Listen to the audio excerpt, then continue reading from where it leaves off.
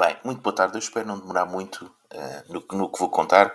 Relativamente aqui há uns tempos atrás, já posso dizer vários anos, em 2013, há 10 anos atrás, saiu na altura esta notícia. Computador de Fernando Gomes roubado da Federação Portuguesa de Futebol. A sede da Federação Portuguesa de Futebol em Lisboa foi assaltada durante a madrugada deste domingo. Foram roubados os computadores do presidente Fernando Gomes e da sua assistente. A Federação Portuguesa de Futebol considera que o assalto tinha um objetivo claro e muito específico.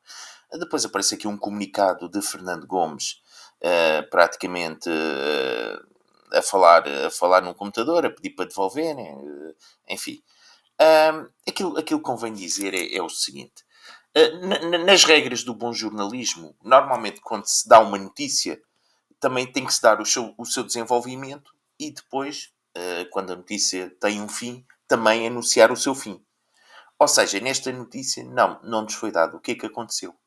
Se estas pessoas foram levadas a tribunal ou não, se foram condenadas ou não. Depois, quem eram estas pessoas, o que é que as movia, se moviam por intuitos pessoais ou a mando de outros, e nada disto se sabe. Não foi contado o resto. Eu volto a repetir, nas regras do bom jornalismo, as histórias têm um princípio, têm um meio e depois têm um fim. Tem um princípio, um desenvolvimento e depois conhecem um fim.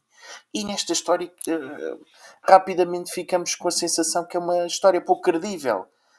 Porque não conhecemos nem o que aconteceu, nem os seus desenvolvimentos, nem o que aconteceu. Eu recordo na altura, esta notícia ainda foi comentada pelo comentador Rui Santos, no seu programa que tinha na SIC Notícias. Mas depois, rapidamente, a história desapareceu por completo do espaço público e não conhecemos o seu final. Eu recordo também outra história muito mal contada, que foi a história dos panfletos que caíram em Lisboa, supostamente a insultar Bruno Carvalho. Repito, nas regras do bom jornalismo, faz-se um trabalho de investigação.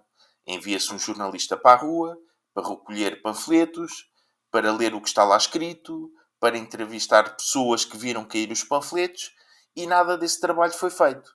Ou seja, a notícia aterrou nos programas de comentário de desportivo, comentou-se, mas depois não foi feito um trabalho subjacente de investigação, de reportagem jornalística que desse suporte àquela informação. Nada disso foi feito. E, portanto, nós ficamos com a sensação de que muitas vezes no mundo do desporto e no mundo do futebol aparecem nos programas desportivos histórias muito mal contadas. Histórias que não pertencem ao padrão normal de uma notícia, sobre o qual não se faz reportagens, não se faz investigação. Aterram nas redações, são dadas a comentar ao seu mundo de comentadores, mas depois são coisas com pouca substância.